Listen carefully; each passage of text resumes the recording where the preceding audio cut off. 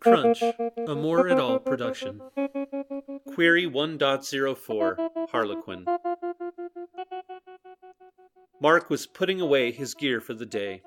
The oscilloscope was tucked away in the corner with inputs empty, all its cables neatly wrapped and ready for whatever analysis needed doing in the morning.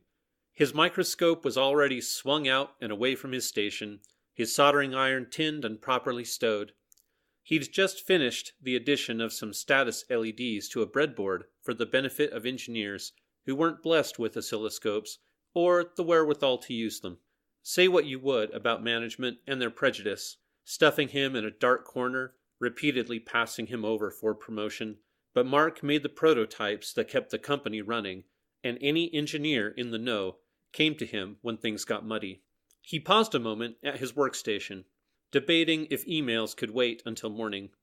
There were a lot of issues with the iris recognition modules in the new security drones. ICs and brownout, I/O lines with impedance mismatched. The little things that amateurs missed. The little things that make and break projects. Leaving things unfinished was not in Mark's nature. The unanswered mail would rest all night like a splinter in his mind. But it was late, and Mark had to admit that he was done. Most of the office lights were down, and the hallway echoed with the familiar clip-clop of his own tired feet. The security door beeped pleasantly to acknowledge his departure as the magnetic lock disengaged and the hydraulic rams gracefully swung the heavy door outward. Mark took the short elevator ride to the parking garage and nestled comfortably in his car a moment later. "Home," he said, the long day making his voice flat and affectless. "Going home," the car replied in its pleasant synthetic voice. Mark had always hated that voice. Ativa Motors had buried the keyboard input for the built-in GPS when they expanded voice control in the new model year. Typing may seem archaic to some, but even a short conversation with your car was more irritating to Mark than a long conversation with an actual person. Once again, power users had been forcefully relegated to the realm of the lowest common denominator. Every year, the garage became less relevant as more citizens normalized to the growing fleet of affordable driverless cabs. Even more scarce were cars with good old-fashioned rubber wheels. Maglev was the way of the future, and a service Delphi offered publicly on all major roads. But Mark didn't spend all his time in the city, occasionally visiting relatives in the outskirts far beyond the range of Maglev. Plus, rubber still gave the best feel when the accelerator was down. It had survived with the connoisseur, much like the standard transmission. No enthusiast would be caught dead without it, regardless of inconvenience. Oberon corporate headquarters loomed over Mark's departure. Where the building would block the sun in the day, the lights in and around never let proper darkness encroach on its territory.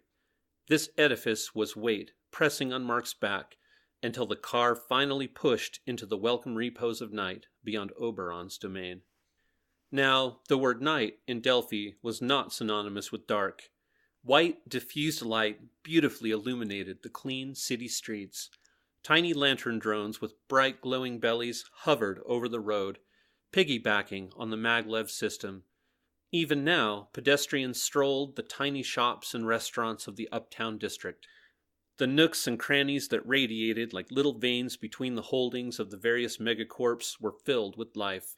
In other parts of the city, these thoroughfares would have been nothing but dirty little alleys, but here they thrived with couture fashion and rave four-seat restaurants. High-profile executives and noted scientists, flush with cash, fed the sprawling microeconomy. Young engineers, full of love and hope, escorted interests on their special days. In the more sparse areas, between the little alcoves, lantern drones would occasionally break formation and follow directly overhead, faithfully providing clear, personalized light to supplement the tender, ubiquitous glow that hung persistent like a blanket over the entire district. Shit peddlers, most of them anyway, all decorated and polished, glittered and shiny. Mark could see through the fakeness, through the veneered and gussied exterior to the septic brown. First adopters enabled the flow of garbage by purchasing buggy, overpriced gadgets and hideous, impractical clothes. They dined on impossibly perfect, photo-worthy meals, made with techniques they didn't recognize, and exotic spices many of them couldn't even taste. Then there was Old Town, almost like falling off the edge of the world. The bright illumination gave way to a patchwork of antiquated streetlights, perfectly paved roads transformed into serviceable asphalt, a coarse gravel sound under the tires replacing the oh-so-gentle hum of the manicured thoroughfares in Uptown. The apartments and shops here had a strange, ageless sensation. The vinyl siding on the newer buildings was indestructible and would have been utterly ignored by time if not for the thick, oily dust that had sloughed over them in thin, greasy sheets. Windows were foggy and unwashed. Alleyways were dark and impenetrable in the night. As Mark moved deeper into Old Town, the buildings were brick and steel, sweeping Art Deco corners and crown tops, designed to match the vintage aesthetic of the 1920s. This was Delphi's first heyday, before the Great Depression ended the age of the skyscraper. Reclaimed bricks and wood pushed the boundaries of the illusion, but anyone familiar with the architecture of the period could see the influences of modernism and postmodernism, revealing original from counterfeit, although the point was largely moot, since virtually nothing built before 1950 was still standing. Street by street, Mark glided through the stucco and painted concrete into a place of comfort and security. All the inane questions of his managers, all the interruptions of his peers, the million inconveniences of occupation were left behind in the short jaunt from Oberon to Old Town. The car settled to a stop at a red light behind a few other late-night commuters as a small slew of hovering cars glided along the cross street. Mark watched them pass with some small interest, meditating on the inevitable infiltration of the corporate monster. Clang! Mark turned his head sharply as the loud crash sounded in the alley to his left. Squinting, he peered through the window into the darkness at a classic steel and chrome scooter draped in a distressed feminine form. Unmistakable, especially to the more discerning gearhead, there it was, laid over on its side, the 2010 GTS 300 Vespa, restored to the iconic canary yellow. The chrome of its side mirrors and trim winked in the flickering backlight of the alleyway. More impressive still, wrenching at the machine to pull it upright, was a woman. Even from a distance, in the rather poor light, the silhouette was enough to make Mark's jaw go decidedly slack. In that moment, Mark beheld what seemed a contradiction, an antique scooter and a contemporary female. Her pants had to be painted on, with patterned webbing along the legs to expose skin of an almost iridescent white. Her riding jacket was much the same, tight and form-fitting in a way only diet, exercise, and doctoral augmentation could provide. It was a bad place to break down, and a bad time of night to do it. That Vespa weighed over 300 pounds dry, and by the way the girl was fumbling with it, it was clear she'd never laid it over before. Mark couldn't leave a damsel in distress, especially when he was so perfectly the man for the job. Car, pull over and roll down the driver's side window. The car quickly reversed and parked against the curb. As the window came down, the young woman dropped the scooter the few inches she'd managed to lift it from the ground. Miss, do you need any help? Her head jerked up, and Mark thought he'd frightened her. But her face split into a smile of perfect teeth, white as her skin in the flickering light. Would you? I was trying to take a shortcut when this died on me. Her hand splayed open, indicating the Vespa. I've never laid it over before, and it turns out I can't even lift it. Her head bobbed downward, with her hand coming to a rest at the back of her neck. Her posture was shy, embarrassed even. Mark couldn't believe his luck. Of course I'll help, Mark said, a little louder than intended, pulling open his door and making his way toward the woman. The particulars may have changed, but the art was the same. The tiny Mark moving to complete his quest as the noble hero, choreographed. patient. The movement, life, even the facsimile of life was incredible. The damsel, lovely in the moonlight, a little cut. Mozart, even Beethoven couldn't move their fingers so deftly, so poetic as to inspire bravery and romance with a tug this way and a tug that.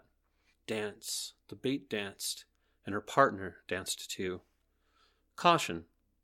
The mark was so plump with answers. A little string. From here, everything was small. Patience, always patience. A moment or 100. To strike too soon was to fail. The illusion will not hold forever. Soon he will be suspicious. Small things were beautiful, and they never looked up. As Mark drew closer to the mysterious woman, the stench of the alley grew more palpable. His nose was flooded with the scent of decay, probably emanating from one of the many rancid piles of trash. The sweet, sharp fragrance of her perfume was dramatic, mixing strangely with the rotten smell. Her lipstick was dark, almost black in the dim light of the alley. From this distance, he could see thin lines of it moving from the corners of her lips, across her cheeks, up almost to her ears. It gave her face a strange, costumed appearance, like she'd fallen out of a Victorian masquerade. As Mark moved into the alley, she backed away to give him room, her motion smooth, almost gliding. She turned her face sheepishly as he watched her. Mark understood. Getting stranded in a dark neighborhood in such sparse attire would feel awkward for almost anyone, he imagined. As she began her next phrase, he saw tiny white glints emanating from the deep lines of her lipstick, and Mark thought for a moment he could see the tips of her teeth peering out from the sinister makeup. Whatever she said, Mark did not hear it. Her shoulders, just visible beneath the deep neck of her tightly fitting jacket, were unnaturally thin. When her arms moved, they raised slightly, as if she were shrugging with every gesture. The thick black choker around her neck seemed jagged and too tight, like it was eating into her. For a moment, Mark imagined the thinnest ray of light shining through her neck. Mark's gaze became uneasy, and he moved it to her deep round eyes for the comfort he thought he would find in the acknowledgement of his chivalry. But there was no comfort. The eyes stared unblinking, their size far larger and rounder than he had ever believed possible. What eyes he had imagined as almond and lush under the shadow of her hair had the sickening sheen of an old peeled grape. The girl leaned down again as if to retrieve something from the ground, but at the last moment she collapsed like a rag doll, her arms and legs twisting in on themselves to create a disjointed pile of clothing, skin and bone. Up to this point, Mark had, with some success, been able to relegate the inconsistencies of the situation firmly behind his desire to be a good Samaritan, help a damsel in distress, and the optimistic hope for a little reciprocation. But with the literal collapse of his muse, the urgency of those more base impulses were screaming at him to get the hell out. Mark twisted to run, every muscle poised to launch toward the car and safety. But the alley was blocked. There was no street behind Mark anymore. No car, no safety. Just a massive hulking something that stretched the breadth of the alleyway. Mark wondered how he hadn't heard it. Something that big didn't move without being heard. Whatever it was black. Not a familiar black. Not the black of a raven or ink or asphalt. It was a nightmare black. A hungry black. A place where light went to die. Suspended in that voided space was an outline. A Rorschach arrangement of thick yellow lines. Was it a face? A skull? Elongated and grotesque. Mark couldn't tell. Before he could take another step, another breath, thick limbs, hard and strong as steel, hooked under his arms and legs and began lifting him into the air. It was not a forceful gesture. It felt almost loving as he was pulled toward the creature. Mark began to wriggle in the thing's grasp, only to find two impossibly sharp points had been fixed at his temples. Mark's body jerked instinctively, and he found that, while his lower body flailed about, his head was held fast. Mark didn't realize he was screaming until the sound of his voice was gagged by the force of something darting into his open mouth. It scraped against his teeth, prying his jaws apart. In a way Mark didn't understand, that he would never understand. The needle end of the thing in his mouth jointed upward and punctured just behind his uvula. It pushed into Mark's cerebellum, and with a jolt Mark began to remember, and then remembered no more.